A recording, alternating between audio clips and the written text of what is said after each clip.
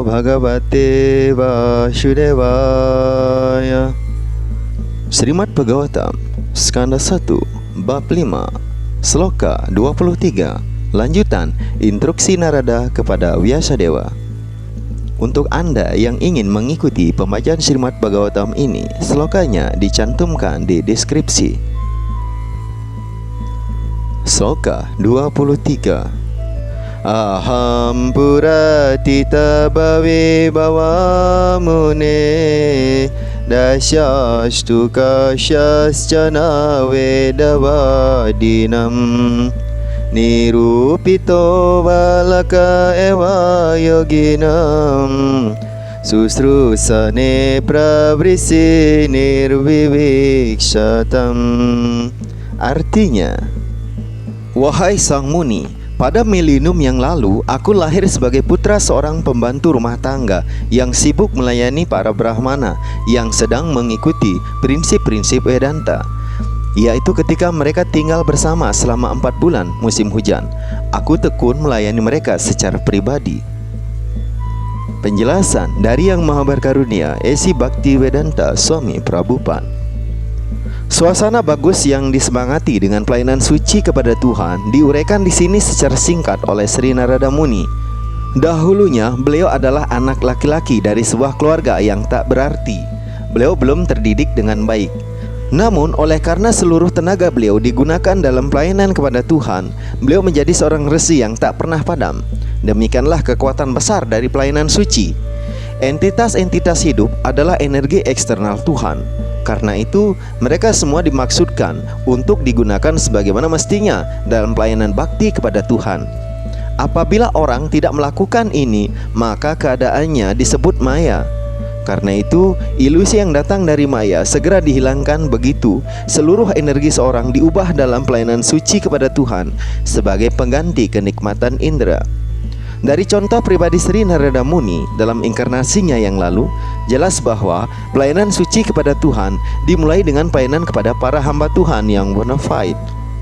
Tuhan menyatakan bahwa pelayanan kepada hambanya lebih berharga dibandingkan pelayanan kepada pribadinya. Pelayanan kepada seorang hamba Tuhan lebih berharga dibandingkan pelayanan kepada Tuhan. Karena itu, kita harus memilih seorang hamba Tuhan yang bona fide, yang selalu bersibuk dalam melakukan pelayanan kepadanya. Berguru kepada hamba Tuhan tersebut sebagai guru spiritual dan takwa dalam melakukan pelayanan kepada beliau. Guru spiritual tersebut adalah media perantara untuk melihat Tuhan yang berada di luar jangkauan indera material melalui pelayanan kepada guru spiritual yang bona fide. Tuhan akan berkenan memperlihatkan dirinya secara setimpal dengan pelayanan yang dilakukan. Energi manusia yang digunakan melayani Tuhan adalah jalan menuju pembebasan. Seluruh ciptaan jagat raya pada suatu ketika akan menjadi identik dengan Tuhan segera setelah pelayanan dalam hubungannya dengan Tuhan dilakukan di bawah bimbingan guru spiritual yang bona fide. Seorang guru spiritual yang ahli mengetahui dengan baik seninya dalam menggunakan segala sesuatu untuk memuji kebesaran Tuhan. Karena itu, di bawah bimbingan beliau, seluruh dunia dapat diubah menjadi tempat tinggal suci berkat karunia suci dari hamba Tuhan yang tercinta. Selanjutnya, Sloka 24. Te mai ape takila capale rabhake dan te drita kridanake nuartini cakru kripam yadyapi tulya darshana susru samane munayul pabasini. Walau pada dasarnya mereka tidak berat sebelah, para pengikut Vedanta tersebut secara tulus memberikan karunia kepadaku dengan cuma-cuma. Aku memperhatikannya sedapat mungkin, kontrol diri dan tidak tertarik terhadap permainan, meski diriku masih kanak-kanak. Di samping itu, aku tidak nakal dan tidak pula berbicara yang bukan-bukan. Penjelasan dari Yang Maha Berkarunia, Esi Bhaktivedanta Swami Prabhupada. Dalam Bhagavad Gita, Tuhan bersabda, seluruh tujuan Weda adalah mencari diriku.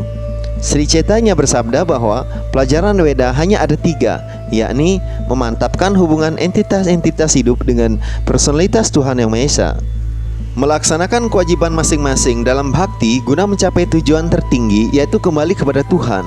Karena itu, para Vedanta Wadi atau pengikut Vedanta berarti seorang pencinta personalitas Tuhan Yang Maha Esa yang murni. Para Vedanta Wadi atau Bhakti Vedanta tersebut tidak berat sebelah dalam menyebarkan pengetahuan transendental bakti. Bagi mereka, tiada orang yang dianggap musuh ataupun teman. Tiada orang yang dianggap terdidik ataupun tidak terdidik. Tiada orang yang dianggap menguntungkan secara istimewa ataupun tidak menguntungkan. Para Bhakti Vedanta melihat bahwa orang-orang kebanyakan menyia-nyiakan waktu mereka dalam hal-hal yang semu yang bersifat nafsu. Tugas para Vedanta Wadi adalah meyakinkan orang-orang bodoh dalam hal menegakkan hubungan mereka yang telah hilang, yaitu hubungan mereka dengan personalitas Tuhan Yang Maha Esa. Melalui upaya tersebut, roh yang paling lupa akan diri sekalipun dibangkitkan kembali hingga menyadari kehidupan spiritual mereka. Apabila orang-orang mulai dicerahkan oleh para bhaktis Vedanta seperti itu, mereka akan berangsur-angsur maju dalam menempuh jalan keinsapan transendental rohani. Jadi, para Vedanta Wadi tersebut menerima anak itu sebagai murid bahkan sebelum si anak mengendalikan diri dan bebas dari permainan anak-anaknya dan lain sebagainya. Namun, sebelum anak itu diinisiasi sebagai murid, si anak maju dalam disiplin dan semakin maju, yang sangat dibutuhkan bagi orang yang ingin maju dalam sebuah perguruan seperti itu. Dalam sistem Warnasrama Dharma yang merupakan awal kehidupan manusia yang aktual, anak-anak kecil yang telah berumur 5 tahun dikirim ke sebuah asrama perguruan untuk menjadi brahmachari. Tempat hal-hal tersebut diajarkan secara sistematis kepada semua anak, baik putra raja maupun putra-putra warga biasa. Pendidikan tersebut wajib bukan hanya untuk mencetak warga negara yang baik, tetapi juga untuk menyiapkan kehidupan si anak pada masa yang akan datang untuk keinsapan rohani. Kehidupan kenikmatan indrawi tanpa tanggung jawab tidaklah dikenal oleh anak-anak para pengikut Warnasrama. Kecerdasan spiritual telah disuntikkan kepada si anak bahkan sebelum ia ditempatkan dalam kandungan ibu oleh ayahnya. Baik sang ayah maupun sang ibu bertanggung jawab atas keberhasilan anaknya dalam upaya mencapai pembebasan, bebas dari ikatan duniawi. Itulah proses keluarga berencana yang sukses, yaitu mendapatkan anak seputra untuk mencapai kesempurnaan yang seutuhnya tanpa kontrol diri. Tak seorang pun yang sukses dalam mengikuti perintah-perintah guru spiritual, dan tanpa mengikuti perintah-perintah beliau, tak seorang pun dapat kembali kepada Tuhan Yang Maha Esa. Selanjutnya, sloka 25. Ucista lepan anumodito dwijaihi sakrit sama bunjetat apastakil bisaha evam pravritasya vishuddha cetasas tadharma evat maruci prajayate. Artinya, hanya sekali atas izin mereka aku makan sisa makanan mereka, dan dengan melakukan demikian segala dosa-dosaku sekaligus dihapuskan. Dengan kesibukan seperti itu hatiku tersucikan, dan pada saat itu sifat kerohaniwanan yang paling dalam mulai menarik hatiku. Penjelasan dari Yang Maha Berkarunia, A.C. Bhaktivedanta Swami Prabhupada. Bhakti yang murni menular begitu kuat, dalam artian yang baik seperti halnya penyakit menular.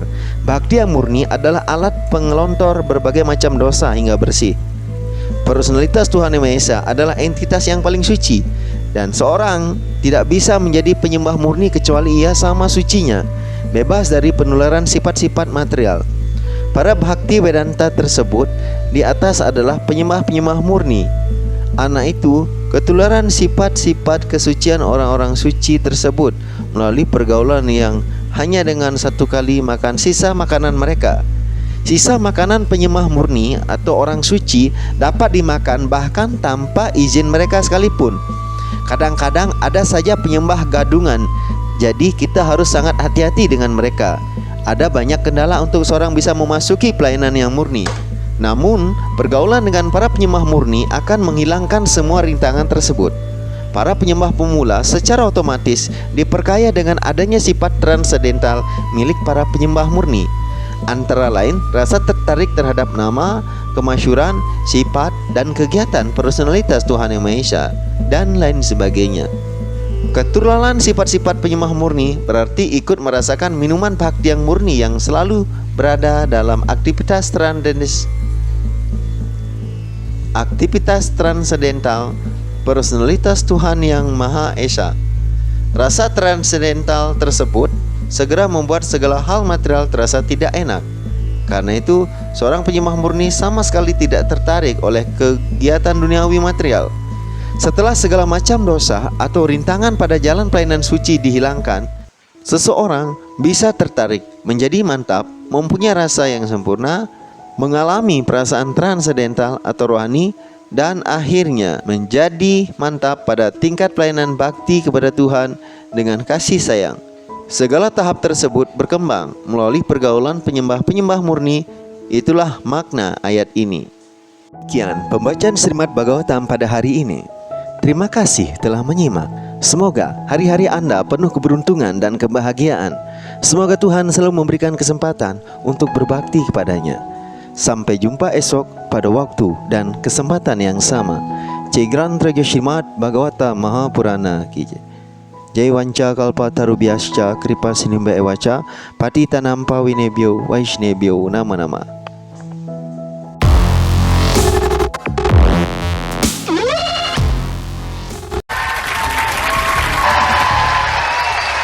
Welcome back to CNN's Democratic Presidential Candidate Town Hall with Congresswoman Tulsi Gabbard. In the first segment, you were talking about your faith, your Hindu faith, and we have a question from the audience about that. Joseph Ramirez, an audio and visual technician from right here in Austin. Hi, Tulsi. Hello. I wanted to ask, what has your Hindu faith brought into your life? And also, how do you respond to being attacked for being in support of Hindu nationalists? You know, I grew to understand from a young age, being raised in a multi-faith home. My mom's a practicing Hindu, my dad's Catholic. And so for us as kids, we grew up studying and reading from both the Bhagavad Gita as well as the New Testament. So we heard stories about Krishna and Arjuna at night when we were going to sleep, as well as stories about Jesus of Nazareth. But what we learned from a young age from these scriptures was that real happiness in life can only be found when you're dedicating your life in the service of God and in the service of others. Truly finding ways, no matter what path we chose in life, to make a positive impact on those around us and to be good stewards of our home, to take care of this planet. So throughout my life, I have done my best in different ways to be able to do that, to dedicate my actions, whether it was environmental work in Hawaii as a teenager, running for state house in Hawaii when I was 21 years old, served on the city council, and then of course now in Congress, as well as serving as a soldier in the Army National Guard. I want to address the second part of your question, though. Accusations like the type you mentioned are just another form of Hindu-phobic attacks that unfortunately I and so many others, Hindus in this country, have been on the receiving end of, along with Muslims, along with people of other religions. And it is exactly these kinds of attacks that not only Hindus must stand up and speak out against, but every single one of us, no matter where the attack is coming from or who it is being targeted to. If we want to change this culture of hate and bigotry, every one of us must stand up and speak with one voice to condemn it, because an attack on one of us is an attack on all of us. Thank you, Tulsi. Thank you. Congresswoman, I want to ask you a little bit more about this, because you made a video celebrating the life of the founder of Hare Krishna, who you called your grandfather and spiritual master. You were raised as part of a movement that split off from Hare Krishna. For those who aren't familiar with this tradition, can you describe your faith as it relates to the Hare Krishna movement? I follow a branch of Hinduism that is the Gaudiya Vaishnava branch of Hinduism. And the teachings and the practice that I live in my everyday life and that are taught by not only my teachers, but their teachers and their teachers and their teachers before them, is essentially what I talked about, is this practice of what's called Bhakti Yoga and Karma Yoga. Bhakti Yoga is developing a loving relationship with God. It's a very deeply personal relationship. And Karma Yoga is seeing how can I dedicate my energy and skills and time into the service of others. And there are so many ways we can do that. I was talking with someone last night, a young person who was saying, well, I don't know that I want to get into politics or the military, but I know that I want to be of service with my life. And this practice of Karma Yoga, people are familiar with the term karma. Term means action. So the actions that we take, this means using those actions in a way that is of service and has a positive impact on those around us, whether we work in business or education or healthcare or anything, any of these principles that are universal principles, not limited to Hinduism, can be applied in every one of our lives.